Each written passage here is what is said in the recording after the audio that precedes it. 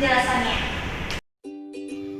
Akuntabilitas merupakan bentuk tanggung jawab untuk mempertanggungjawabkan keberhasilan atau kegagalan pelaksanaan misi organisasi untuk mencapai tujuan atau sasaran yang telah ditetapkan sebelumnya melalui suatu media pertanggungjawabkan yang dilaksanakan secara periodik menurut Marty Asmo tahun 2006. Akuntabilitas merujuk pada kewajiban setiap individu, kelompok, atau institusi untuk memenuhi tanggung jawabnya yang telah diamanahkan.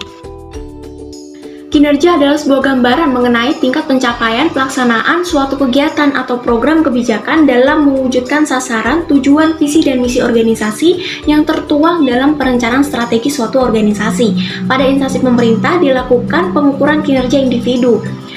Akuntabilitas kinerja juga sebagai alat merubah mindset atau culture set penyelenggaraan birokrasi dalam akuntabilitas kinerja. Akuntabilitas kinerja menjawab pertanyaan untuk apa organisasi ada dan untuk apa pemerintah ada. Jika ditelaah lebih lanjut, terdapat perbedaan antara pemerintah yang berorientasi pada kerja dengan pemerintah atau pada hasil dalam mengawali langkah menentukan tujuan atau sasaran yang dilanjutkan dengan mengukur tujuan atau sasaran, menentukan target dan mengaitkan tujuan atau sasaran tersebut dengan program dan kegiatan yang mendukung, dan seluruh program yang dilaksanakan suatu instansi pemerintah harus memiliki dampak dan hasil yang jelas bagi perbaikan pelayanan publik. Pentingnya akuntabilitas kinerja, sebuah gambaran mengenai tingkat pencapaian pelaksanaan suatu kegiatan, program, kebijakan dalam mewujudkan sasaran, tujuan, visi dan misi organisasi yang tertuang dalam perencanaan strategis suatu organisasi. Pada instansi pemerintah dilakukan pengukuran kinerja individu. Prinsip-prinsip umum akuntabilitas. Yang pertama, harus ada komitmen dari pimpinan dan seluruh staf instansi untuk melakukan pengelolaan pelaksanaan misi agar akuntabel. Yang kedua, harus merupakan suatu sistem yang dapat menjamin penggunaan sumber daya secara konsisten dengan peraturan perundang-undangan yang berlaku. Yang ketiga, harus dapat menunjukkan tingkat pencapaian tujuan dan sasaran yang telah ditetapkan. Yang keempat, harus berorientasi pada pencapaian visi dan misi, serta hasil dan manfaat yang diperoleh. Yang kelima, harus jujur, objektif, transparan, dan inovatif sebagai katalisator perubahan manajemen instansi pemerintah dalam bentuk pemutakhiran metode dan teknik pengukuran kinerja dan penyusunan laporan akuntabilitas. Peran pemimpin dalam akuntabilitas. Untuk penerapan akuntabilitas perlu memperhatikan yang pertama, pentingnya pernyataan yang jelas mengenai tujuan dan sasaran dari kebijakan dan program. Hal terpenting dalam membentuk suatu sistem akuntabilitas adalah mengembangkan pernyataan tujuan dengan cara yang konsisten. Yang kedua, pola pengukuran tujuan. Setelah tujuan dibuat dan hasil dapat diidentifikasikan, perlu ditetapkan suatu indikator kemajuan dengan mengarah pada pola pencapaian tujuan dan hasil. Yang ketiga, pengakomodasian sistem insentif merupakan suatu sistem yang perlu disertakan dalam sistem akuntabilitas. Keempat, pelaporan dan penggunaan data.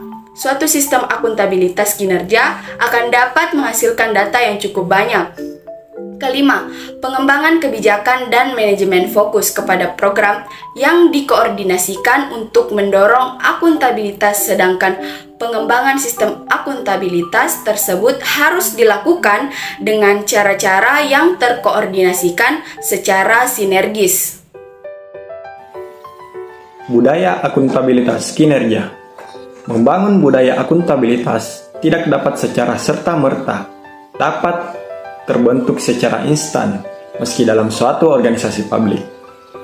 Banyak yang harus dipenuhi bila kita hendak mengembangkan sistem akuntabilitas dalam suatu organisasi. Terlebih jika dikaitkan dengan pelayanan publik sebagai bagian dari budaya akuntabilitas yang harus menjadi dasar bagi pelaksanaan pelayanan publik. Aspek-aspek penting dalam membangun akuntabilitas. Yang pertama, transparansi, yang merupakan suatu sistem yang harus dilaksanakan dalam organisasi akuntabel. Kemudian yang kedua, sistem dan prosedur yang terupdate secara periodik setahun sekali dan maksimal 2 tahun sekali. Yang ketiga, partisipatif atau representatif. Nah, di sini keikutsertaan dari karyawan yang kemudian terwakilkan dalam pembahasan kepentingan bersama pada jenjang yang lebih tinggi tentu akan relatif membawa aspirasi akar rumput yang cukup jelas, faktual, dan lengkap. Yang keempat, evaluasi dan review. Nah, pada tahapan ini, evaluasi dan review difokuskan pada metodologi dan validitas pengumpulan masukan, proses pembuatan kebijakan, dan respon penerapan kebijakan dari pengguna akhir atau end user di lapangan. Kemudian yang kelima, keluhan dan respon. Nah, di sini apakah sudah ada wadah untuk menampung aspirasi atau keluhan dari semua pemangku kepentingan, dan apakah responnya telah dilakukan dengan cepat, tepat, dan efektif sesuai harapan pemangku kepentingan. Kemudian yang keenam, monitoring atau pemantauan dapat dilakukan dengan pengetatan sistem dan prosedur, kesungguhan atasan langsung untuk menjalankan program dan kebijakan, komitmen pimpinan tertinggi untuk memastikan garis kebijakan telah dilakukan dengan sungguh-sungguh dan efektif, pemeriksaan rutin internal audit, pembentukan dewan kehormatan, serta pelibatan eksternal audit yang independen bila dirasakan perlu. Kemudian yang ketujuh, kebijakan futuristik. Nah, apakah program-program dalam kebijakan itu mengacu pada kepentingan jangka panjang untuk kemaslahatan pemangku kepentingan sesuai tren dan tuntunan industri sejenis?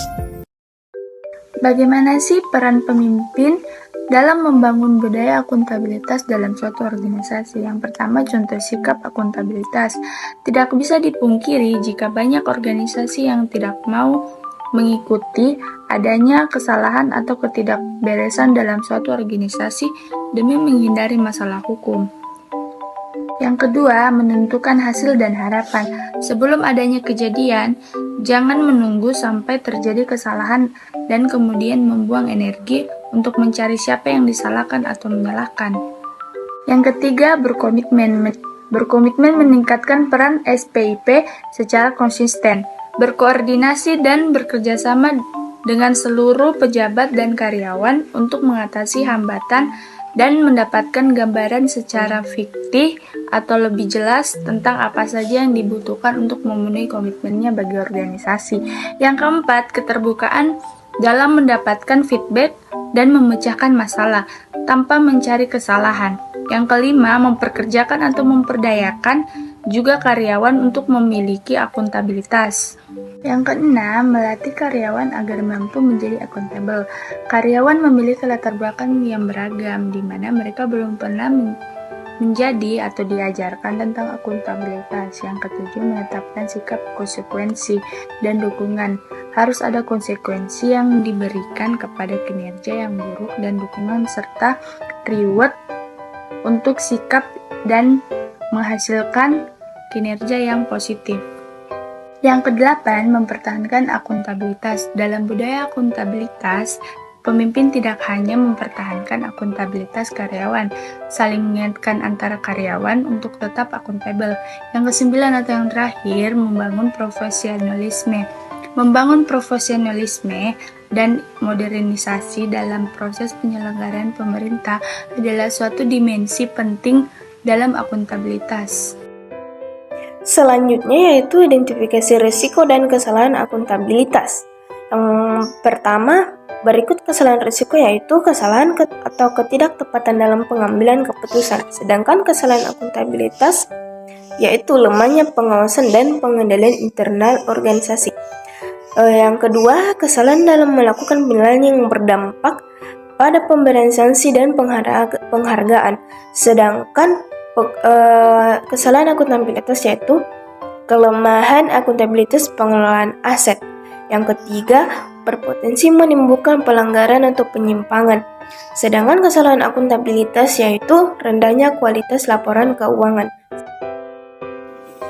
Kesimpulannya, akuntabilitas adalah kata yang sering kita dengar, tetapi tidak mudah untuk dipahami. Ketika seseorang mendengar kata akuntabilitas, yang terlintas adalah sesuatu yang sangat penting, tetapi tidak mengetahui bagaimana cara untuk mencapainya. Pemimpin berperan membangun akuntabilitas agar para staf atau PNS akuntabel dalam berkinerja dan yang mampu mengambil pilihan yang tepat ketika terjadi konflik kepentingan. Tidak terlibat dalam politik praktis, melayani warga secara adil, dan konsisten dalam menjalankan tugas dan fungsinya. Itulah pemaparan materi dari kelompok kami. Mohon maaf apabila ada salah kata. Semoga video ini dapat bermanfaat bagi kita semua. Wassalamualaikum warahmatullahi wabarakatuh.